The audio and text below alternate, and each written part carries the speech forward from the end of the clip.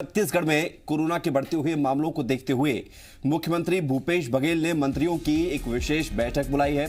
शाम 4 बजे CM house में यह बैठक होगी। बैठक में कोरोना संकट की समीक्षा के साथ इसके रोकथाम के लिए चर्चा होगी।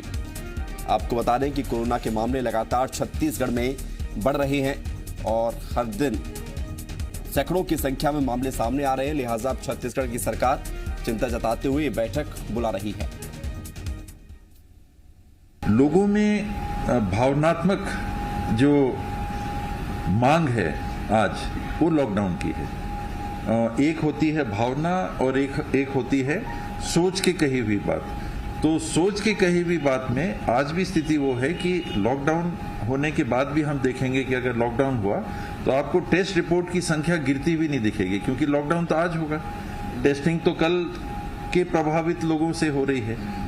तो लोगों को ये भी लग सकता है कि अरे लॉकडाउन हुआ और ये तो कोई फर्क नहीं पड़ा।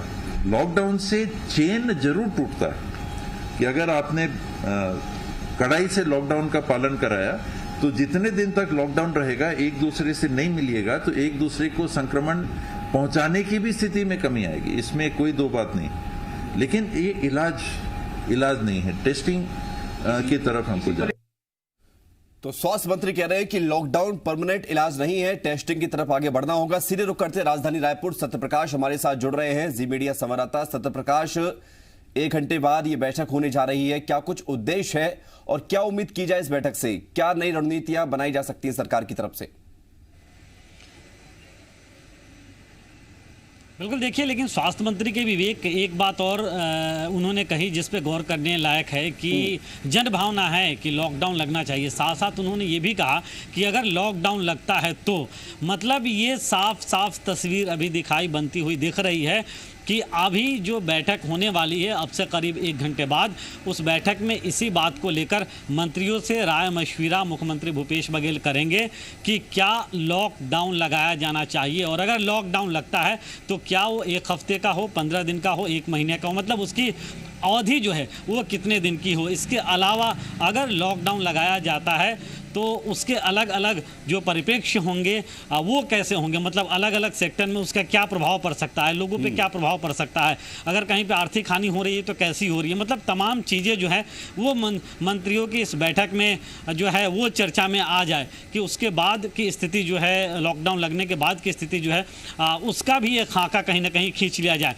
तो जो अब तक जानकारी मिल रही है उसके मुताबिक यही है कि अभी जो बैठक अब से 1 घंटे बाद करीब होने वाली है उसमें सरकार ये फैसला ले सकती है कि प्रदेश में लॉकडाउन लगे। एक बड़ी जानकारी ये मिल रही है, सामने निकल के आ रही है कि लॉकडाउन लागू करने का फैसला फिर से छत्तीसगढ़ की कांग्रेस सरकार ले सकती है। अब ये लॉकडाउन की अवधि 5 दिन की होगी, 1 हफ्ते की होगी या 15 दिन की होगी, कितने दिन की होगी, ये जरूर तय किया जाएगा। इसके अलावा उसके अंदर गाइडलाइन क्या रहेंगे? आप जिस बात पर ज्यादा जोर दे रहे हैं स्वास्थ्य मंत्री टीएस सिंहदेव की उस बयान पर कि जन भावना है कि लॉकडाउन लगे, लेकिन स्वास्थ्य मंत्री खुद ये चाहते हैं कि लॉकडाउन से ज्यादा कोई और दूसरी रणनीति बनाना जरूरी है।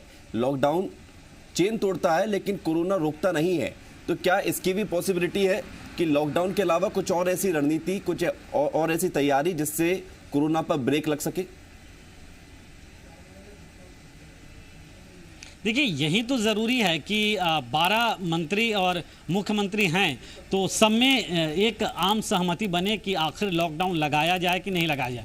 ये ज़रूर है कि स्वास्थ्य मंत्री ये चाहते हैं कि लॉकडाउन फ़िलहाल पूरी तरह से हल नहीं है जो अभी संक्रमण बढ़ रहा है उसका, लेकिन ये भी है कि लॉकडाउन चेन तोड़ने में मददगार जरूर साबित होगा और ये खुद भी वो मानते हैं। दूसरी तरफ दूसरे जो मंत्री हैं उनकी राय क्या है, मुख्यमंत्री क्या सोचते हैं, जो वरिष्ठ अधिकारी हैं उनकी राय क्या है, जो लोगों की अपेक्षाएं हैं वो कैसी है।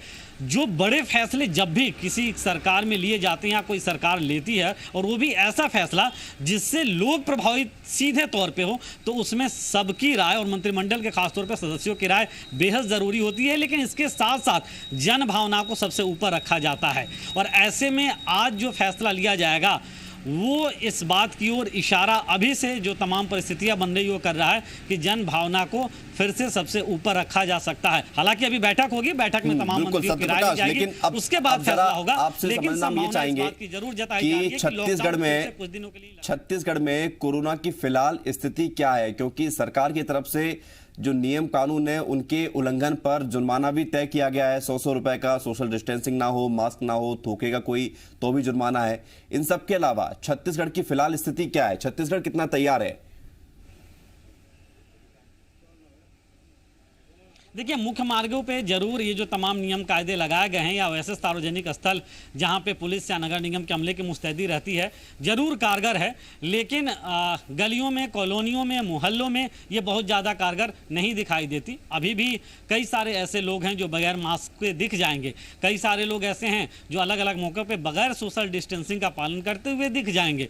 और अगर वो बहुत ज़्यादा कोई ऐसे सार्वजनिक स्थल जहाँ पर अमले की तैनाती होती है वो नहीं है या मुख्य मार्ग नहीं है, तो वहां पे चालान कटे ये भी जरूरी नहीं रहता है। तो एक तो इसे और सख्ती से पालन कराने की जरूरत है। दूसरी तरफ अगर हम कहें तो कोरोना का संक्रमण लगातार प्रदेश में बढ़ रहा है विवेक, और पहली दफा है कि पिछले 24 घंटे में कल शाम तक, कल देर रात तक के जो आंकड़े आए थे, 200 से ज्यादा मरीज पूरे छत्तीसगढ़ में निकल के कोरोना संक्रमित आए सामने, उनकी पहचान की गई। सिर्फ रायपुर की अगर हम बात करें तो रायपुर में ही ये संख्या 127 है। तो अपने आप में ये बिल्कुल चिंता तो है सत्य प्रकाश। और इस चिंता के बीच अब जब ये बैठक होने जा रही है अब से लगभग 1 घंटे के बाद, तो देखना यही होगा कि इस बैठक में क्या कुछ निकलकर सामने आता है और सरकार क्या कोई नई रणनीति बनाती है कोरोना की रोकथाम के लिए। बहुत शुक्रिया आपका हमारे साथ जुड़ने के लिए और तमाम जानकारी देने के लिए।